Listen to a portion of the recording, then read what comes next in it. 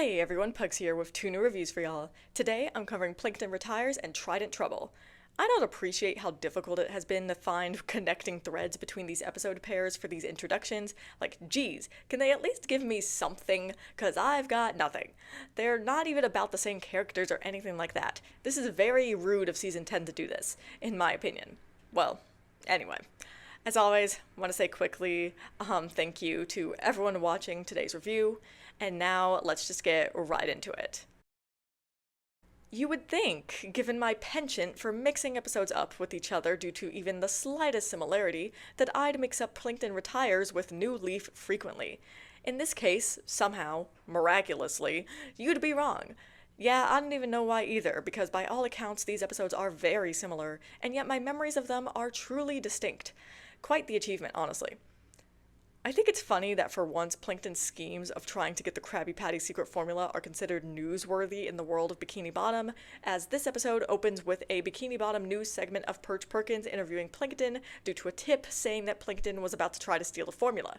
But it's funny because here it's treated almost like he's just another one of the funky things that happens in Bikini Bottom. Well, I guess he is one of the funky things that happens in that town. Anyway, this segment is pretty entertaining, and then it moves over to funny once Plankton realized that he's being broadcast. What's funny is watching this scene as it, felt really weird to me, as I'm so used to hearing the Sparta remix version of it. Moving on.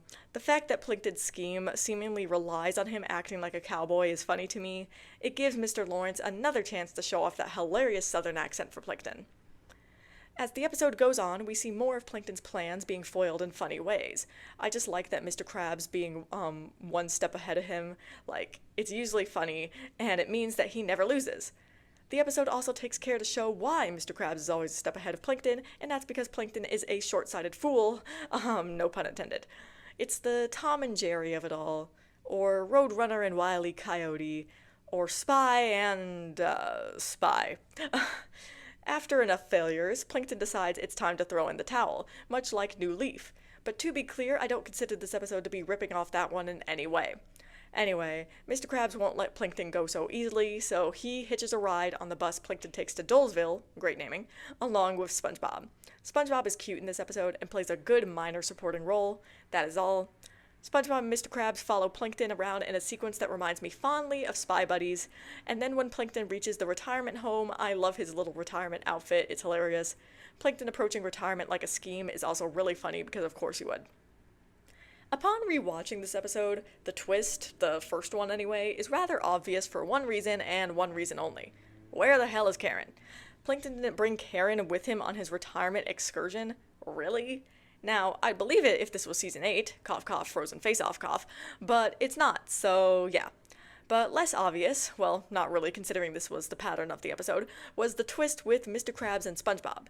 But I love all of these twists, they make the plot interesting, and they're just funny. Not to mention, I love all the robot designs. Again, SpongeBob's is so adorable. And then the ending of the episode with the robots hanging out is quite wholesome, until they all blew up. I also like the ending with the real versions of everybody getting into a brawl. Poor Squidward, couldn't even sleep on the job in peace. And all of this reminds me of Spy Buddies so much, so that's one right there considering how much I love that episode. And speaking of loving episodes, let me just say that I do in fact love this one. It's a lot of fun, and it's just a really freaking funny episode. And like I said, these twists keep the episode interesting, and I do love me a good plot twist. There's a reason why I love reading thriller novels, and so this episode is going to be put in my amazing tier, where it comes in with a score of 9.3 out of 10. If it weren't for the Greek chorus, I don't think Trident Trouble would be very memorable, and that's okay. I love that this episode went the way of SpongeBob versus the Patty Gadget and added this little writing gimmick. Very fun. But the reason I make this statement with such confidence is because when I think of this episode, I can remember the Greek chorus perfectly fine, and very little else. I mean, yeah, I know the general plot, but nothing super specific, and honestly, this episode just kind of feels a lot like Mermaid Man and Barnacle Boy 4, although it does go about certain things differently. But anyway, as I was saying, the Greek chorus was a fun little gimmick in this episode, and their inclusion makes sense considering that this episode features King Neptune. Well, makes sense until we realize we're mixing up Roman and Greek myths, but everyone knows that Neptune is just a mix of both, so it doesn't matter. Anyway, while the Greek chorus was a fun gimmick, I feel like this episode doesn't use them to their fullest potential, and as such, they aren't as funny as I would have hoped them to be. But they're still enjoyable at least, so this doesn't diminish my amusement too much. Moving on, we get to the actual plot of this episode, which is a little switcheroo between SpongeBob and King Neptune's tools of office, as it were. King Neptune gets SpongeBob's trusty spatula, and SpongeBob gets the all-powerful trident. And of course, SpongeBob walks to the Krusty Krab, none the wiser, ready to serve all the ravenous customers. Why the Krusty Krab even opened before SpongeBob got there, I don't know. Probably to allow for the plot to happen. We love plot convenience. Anyway, SpongeBob continues to be extremely oblivious during the scene at the Krusty Krab. I can't say I was ever a fan of obliviousness, but I guess if it's funny, I don't mind. Unfortunately, SpongeBob's obliviousness isn't really a source of comedy here, so that does drag things for me. Eventually, SpongeBob at last realizes that there's something up with his spatula, and so he deduces that his spatula is magic, and so he decides to use it to help people, as is very in character for SpongeBob to do. As literally anyone ever would expect, this plan backfires completely.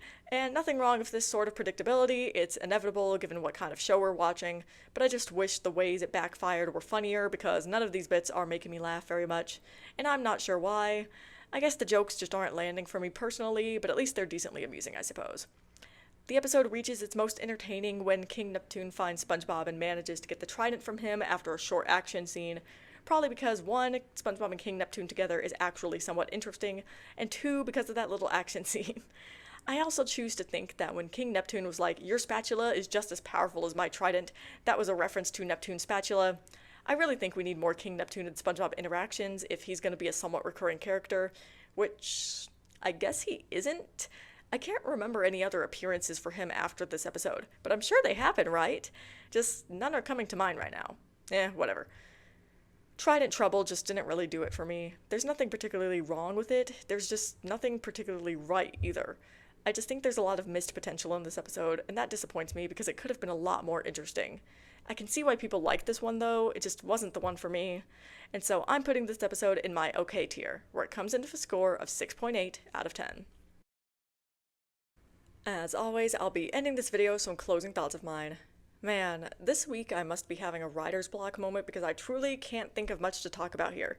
I mean, I can talk about how I'm looking at the recording time for this video and I'm feeling bad about how short this one is going to be, but, well, aforementioned writer's block, so that's where I'm at right now. Work has been a lot lately, so I don't think that's helping either. Like, I've been able to devote time to my reviews, of course, but I think my brain needs more rest in order to come out with a really good script, and right now it's not getting it. I wish I could say it'll be better in the next month, or I guess this month, given that this review will in fact be coming out in July, but it won't. So, if review length is something that matters to you, then sorry about that. I swear it won't be like this forever. Alright, well, that's all I've got to say on that, and all I've got to say in general, so I'm gonna go ahead and end this video here, and I'll see y'all in the next review.